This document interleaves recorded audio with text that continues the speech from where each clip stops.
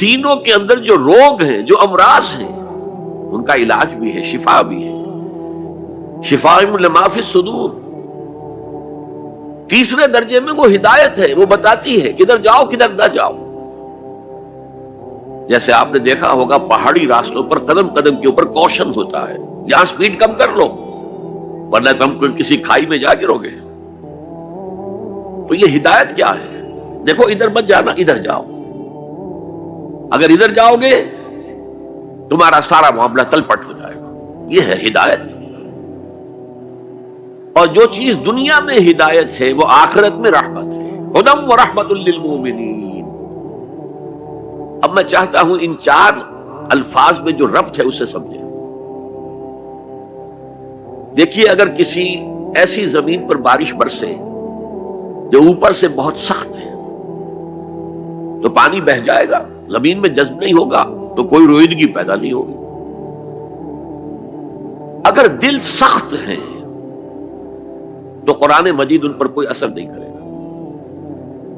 اس کے لیے سب سے پہلے موعظہ کی ضرورت ہے، واعظ کی ضرورت ہے، نصیحت کی ضرورت ہے تاکہ دل نرم پڑ جائے۔ انسانی دل جب سخت ہوتے ہیں تو ان کی سختی چٹانوں سے زیادہ ہوتی ہے۔ سورہ بقرہ میں فرمایا ثم قست قلوبکم فہی کالحجارۃ او اشد قسوہ۔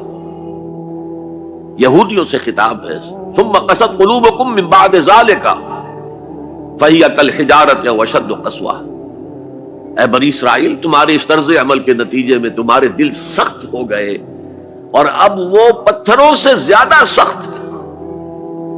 لہذا سب سے پہلے ضرورت کیا ہے؟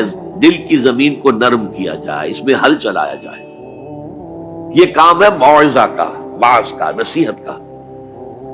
ہمارے معاشرے میں کسی زمانے میں واعظ کا بڑا رواج تھا، آج کل یہ چیز ختم ہو گئی، بلکہ واعظ کو گھٹیا بات سمجھا جاتا ہے۔ بھائی کوئی عقلی بات کرو، کوئی علمی بات کرو، تم تو واعظ کہہ رہے ہو، گویا کہ واعظ گھٹیا چیز ہے۔ نہیں، واعظ سے دل میں رقت پیدا ہوتی ہے، نرمی پیدا ہوتی ہے۔ تو قرآن مجید ہی سب سے بڑا موعظہ ہے۔ ہم نے بدقسمتی سے کیا کیا، جب واعظ کہے جاتے تھے تب بھی مثنوی مولانا روم سے،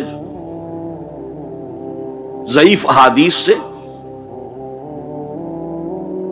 واعظ دستاں زنو افسانہ بند، واعظ بڑے اونچے اونچے ہاتھ چلا کر اور افسانہ جو ہے بیان کر رہا ہے، لیکن اس کا حال کیا ہے؟ از خطیب و دیلمی گفتار اوست، بعض ضعیف و شاذ و مرسل کار اوست۔ وہ خطیب بغدادی یا دیلمی کی جو احادیث ہیں، جو سب سے گھٹیا درجے کی کتاب حدیث کی، سب سے کم تر درجے کی کتاب حدیث کی، ضعیف کتابوں کے یوں سمجھئے کہ بہت بڑے مجموعے، وہاں سے وہ حدیثیں لا رہا ہے۔ از ضعیف و شاذ و مرسل کار اوست، ضعیف حدیث، شاذ حدیث، مرسل حدیث سے وہ بیان کر رہا ہے۔ قرآن سے اس کا کوئی تعلق۔ قرآن مجید سب سے بڑا واعظ ہے۔ یا ایھا الناس قد جاءتکم موعظۃ۔ یہ دل کو جب نرم کرتا ہے تو پھر اس میں جذب ہوتا ہے، یہ سیکنڈ سٹیپ ہے اس کا۔ اور جب دل میں جذب ہوگا تو دل کے اندر کی بیماریوں کو دور کر دے گا۔ دل کے اندر کی بیماریاں کون سی ہیں؟ تھرومبوسس نہیں، سنجائنا نہیں، وہ اور ہے۔ وہ دل کی بیماریاں جن کے لیے قرآن شفا ہے، وہ ہے تکبر، حسد، حب مال، حب دنیا، حب جاہ، حب شہرت۔ یہ ہیں وہ چیزیں کہ جو اصل ہیں، جو دل کے امراض ہیں، ان سب کو جڑ سے نکال کر پھینک دے گا قرآن رکھے۔ یا ایھا الناس قد جاءتکم موعظۃ من ربکم وشفاء لما فی الصدور۔ وہ ہدن اور وہ ہدایت ہے، انفرادی زندگی کے لیے بھی ہدایت ہے، اجتماعی زندگی کے لیے بھی ہدایت ہے۔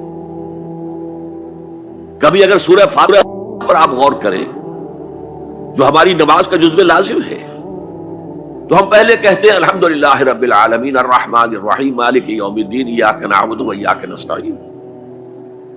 یہ ہدایت تو ہمیں پہلے ہی ملی ہوئی ہے۔ پھر جو ہم کہتے ہیں اہدنا الصراط المستقیم، اللہ کو ہم نے پہچان لیا، اسے رب العالمین مان لیا، اسے رحمان مان لیا، اسے رحیم مان لیا۔